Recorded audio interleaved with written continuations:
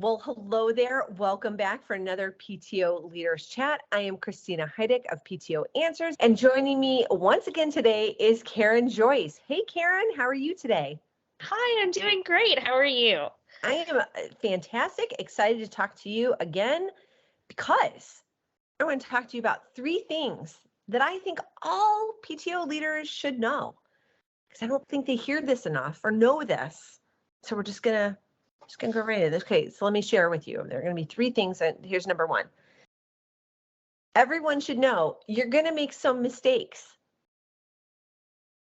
I feel like there's this thing where people feel like PTO leaders and volunteers in particular think that it's not okay to make a mistake, or that they're not going to make a mistake, or that they're shocked when they make a mistake.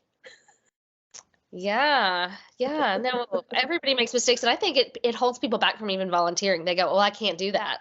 Like, no, like jump in, and it's gonna be okay. Like, you're doing the best you can, and keeping the mission of keeping your ideas for the kids, and yeah.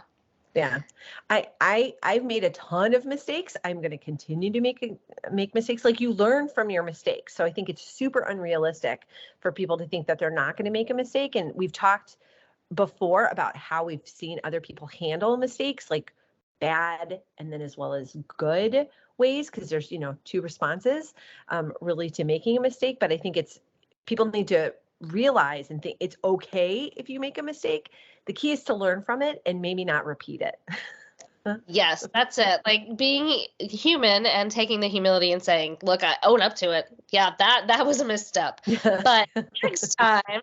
And I think that's why, like, in the success kits, having that whole like end of an event, things like that, and really doing that. What do you call it? The event, the summary forms.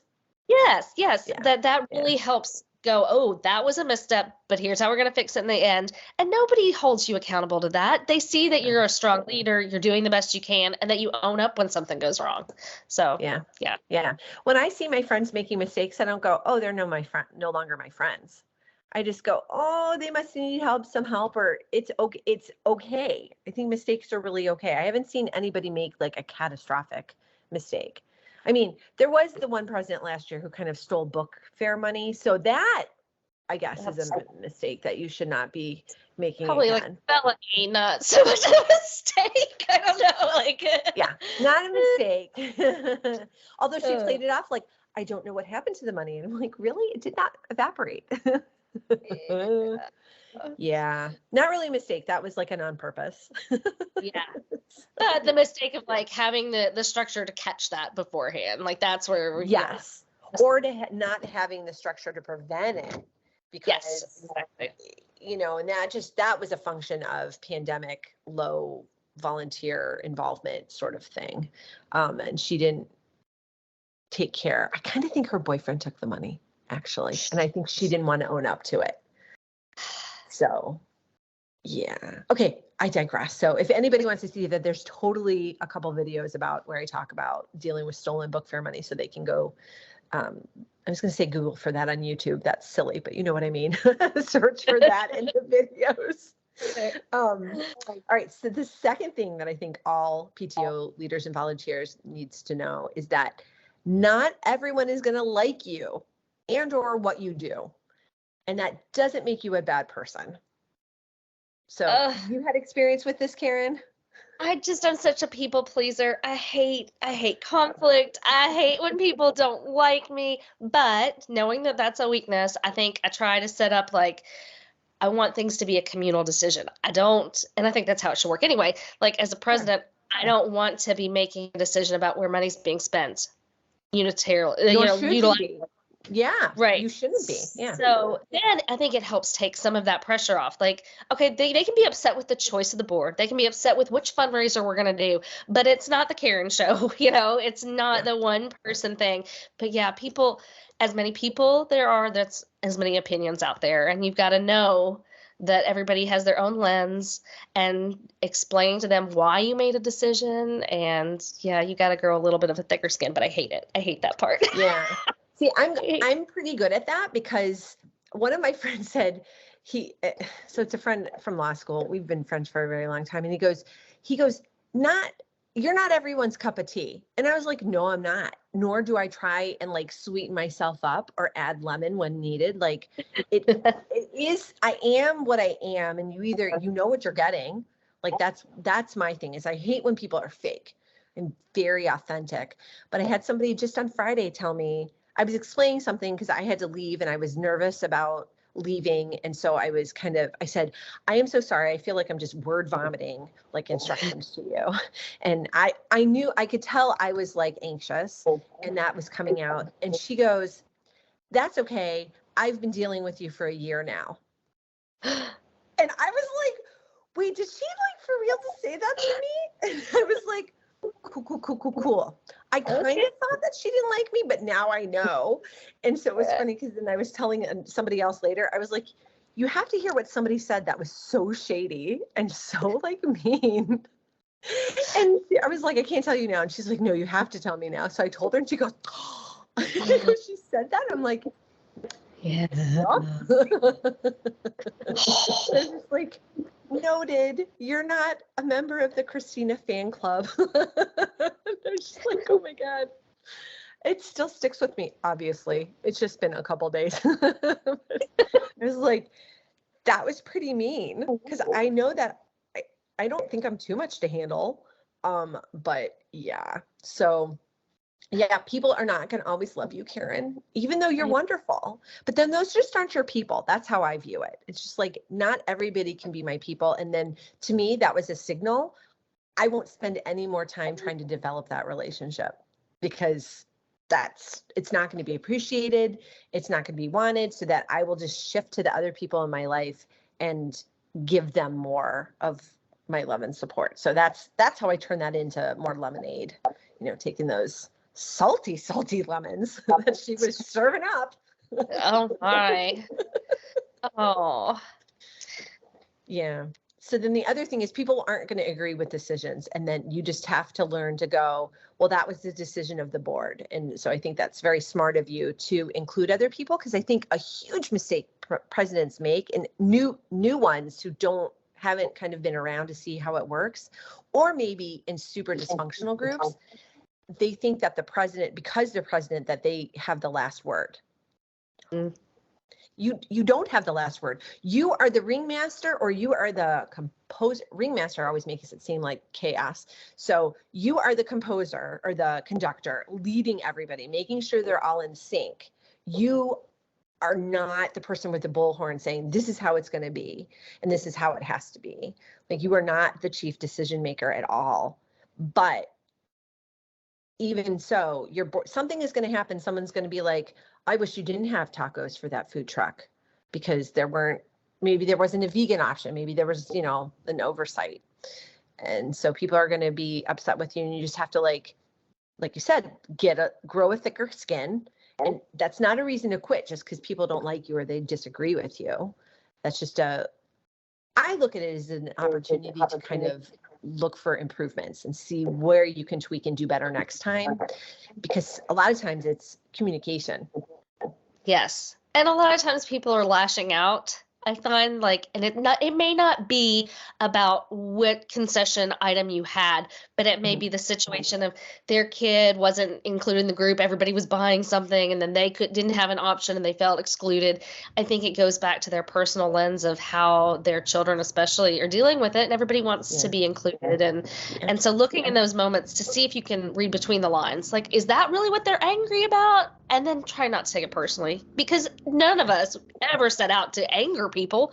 My goodness, when you're making these decisions, it's always for the betterment of your school and your students and kids, and nobody's like, well, how's that going to make somebody mad? There's no time for that. I don't understand. Sometimes I feel like people think that it's such a clique, and that you have time to sway things one way or the other, when you're really just trying to do the best for everybody. So That's right. Do you know the Holderness family? Have you ever seen their videos? Mm-hmm. All right. So they have a saying, I'm just trying to do the best that I can. And so that's what I feel like. We're all just trying to do the best that they can. So we're not doing it to make anybody angry. We're not doing it intentionally. It could just be an oversight, but we're literally just trying to do the best that we can with our stretched schedules and maybe not enough volunteers. and last minute complications that we're just trying to make it work. So, Right. and I think sometimes also people take things out on you that has nothing to do with you, but you're just their, I don't want to say target, but their focus.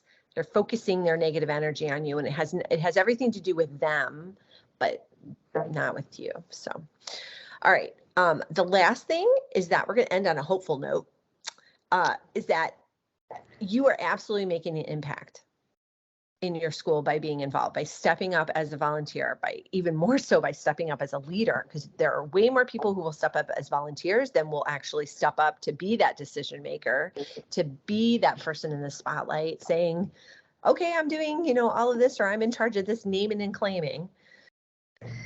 Yeah, no, I think, I have that kind of mantra to myself when I have to speak in public because it's not my favorite thing, but I've kind of gotten over that going, there's nobody up here ripping this microphone out of my hand saying, ooh, ooh, ooh, me, right? Like you're doing it. You are making an impact, whether you have some of that imposter syndrome or if something it's maybe out of your comfort zone, you're doing the work. And any small thing that you bring to the table, especially as a volunteer, is making a positive impact. So give yourself credit for the good that you're doing and the roles that you're taking on, because again, there's not sometimes, I always think that like when it's nominating committee time, there are going to be people coming out of the woodwork and we're going to have this election that lasts for hours. And the reality is not so much that. So yeah, give yourself that credit and that you are really doing something that's worthwhile. Yeah, and I think the impact even goes beyond what you may know, because I think a lot of people notice and don't say anything, or they'll say something way after the fact. It could even be years. Like if I've been involved for a really long time. And so I think the impact that I've had kind of comes out in like my awesome relationship with the school superintendent. Like when she drives down my street to go to school, if I'm outside, she stops and we chit chat. Like, I don't know how many other people have that relationship. And so I was telling someone, because there was a little bit of conflict that came up earlier in the year. And I was like, okay, I will call, because I feel like I can call her and just say, something's come up. I would really like to talk to you about it. And we have a really good relationship. And I want to, like I just said, we've always enjoyed a very easy relationship and a conversation. And there's something I need to talk to you about. And so it was good. Like the conversation was good. She agreed to a meeting right away. And so we talked about things and then some other extra things. And so it ended up being a really good conversation that diffused some of the conflict and brought some things to her awareness that she needs to know about. And really that's where I'm feeling my like long-term impact. So like it might not be apparent right now, but it could be. The other thing that's kind of weird this year, my son's friends who I've never met, because he is weird like that. He doesn't have like friends over. He's an introvert with friends, right? So it's kind of weird. So like they would like find me and they're like, "Hi, Mrs. Heideck," and they kept saying hi to me, and I would say hi back, but I said to Ben, I go, "Are they making fun of me?" Like, they're teenagers, so it could have gone either way. Like, I don't know if they're just being like little jerkwads or what, right? And so I said, "Are they like what's going on?" He goes, "No, they like you because you're around and you do things, right?" And so they see it. And I said, "Oh, well, that could have been just them like pranking me or punking me, like making fun of me." I had that like right back to high school. Like, are they making fun of me behind my back? It's easier at the elementary school level, because when you go in the hallways, and then there may not be students that you recognize, but they'll wave, they go hi, and you're like, oh, they like, it's those warm and fuzzy feelings. You're like, okay, I've noticed. I may not have a personal relationship, but they know that when you're in the building, when the PTA comes in and provides popsicles or they bring some fun stuff in, that they appreciate that. So. Yeah, that was warm fuzzies when the kids say hi, or when they go, "Are you a teacher?" and go, "No, I'm just here a lot." Or even better when your own kid is like, "That's my mom," and she's here a lot, and I think that's pretty cool too. Yeah, it was so funny because when my oldest was going to high school, I go, "What are you most excited for?" He goes, "Going to a new school, no one's going to know you there." And I said, "Oh, actually, I served on the strategic planning committee and I already know like 2 of the assistant principals. And he goes, oh man. Yeah, about that. Yeah. Sorry, It's just kind of first funny. bubble here. Yeah. So Oh. anyway, I think like even if you're not getting positive reinforcement, even if you aren't getting those kids that you think are punking you, you are making an impact. So you just need to keep on keeping on. And if you feel good about what you're doing, then you are doing good for your community. So I just want to end with that like little pep talk of like a virtual hug, the high five. I'll plug your group too, the superstars. Come in that and like let other people love on you, because we know how hard all these things are. A lot of people don't understand the work, the time, the pressure, all of the political stuff with admins and parents and students. And, it's such a lovely environment where people can support and cheerlead and really give you some of that positive warm fuzzy from another leader standpoint. We may not be in your same state, city, country, but there's lots of good vibes in there. Yeah, that's exactly right, Karen. Thank you for mentioning that. There's a link in the description below, so you can click to join that. It's the Superstar PTO Leaders, and it is a Facebook group it's a closed community. So that is one nice thing that people in your own community will not know if you were, well, they'll know you're a member, I guess, but they won't know what you're posting. And there is the anonymous posting feature now, which I think is really nice, so that if you have an issue where you really don't want somebody else to know about it, you can post anonymously and get feedback. So I really like that. It's a nice feature.